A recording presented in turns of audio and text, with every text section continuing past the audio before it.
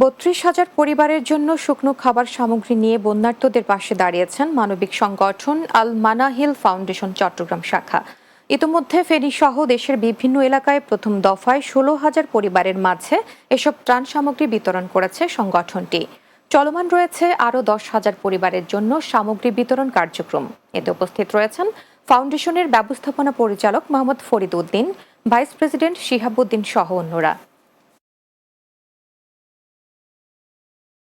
ফেনী ও ফটিকছড়ি সহ বিভিন্ন বন্যা দুর্গত এলাকার প্রায় ১০,০০০ পরিবারের মাঝে ত্রাণ সামগ্রী বিতরণ করা হয়েছে।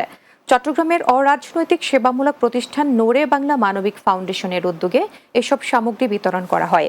পঞ্চম দফা এসব ত্রাণ সামগ্রী ফেনীর দায়িত্বরত সেনাবাহিনীদের হাতে তুলে দেন সংগঠনের চেয়ারম্যান মাহবুবুল হক আল কাদেরী। এ সময় ফাউন্ডেশনের অন্য সদস্যরা উপস্থিত ছিলেন। দেশ যখন ঘুরে দাঁড়াচ্ছে তখন ভারতে বসে শেখ হাসিনা দেশের বিরুদ্ধে গভীর ষড়যন্ত্র করছে বলে মন্তব্য করেছেন ঢাকা মহানগর উত্তর বিএনপির আহ্বায়ক সাইফুল আলম নীরব।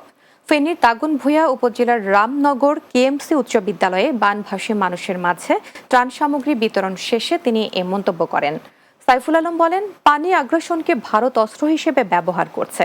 এ সময় কেন্দ্রীয় যুবদলের নির্বাহী কমিটির সাবেক সিনিয়র সহসভাপতি মুরতাজুল করিম বাদরু, সাবেক যুগ্ম সাধারণ সম্পাদক কামাল উদ্দিন ও সহ সাধারণ সম্পাদক আবু সুফিয়ান দুলাল সহ অন্যরা উপস্থিত ছিলেন।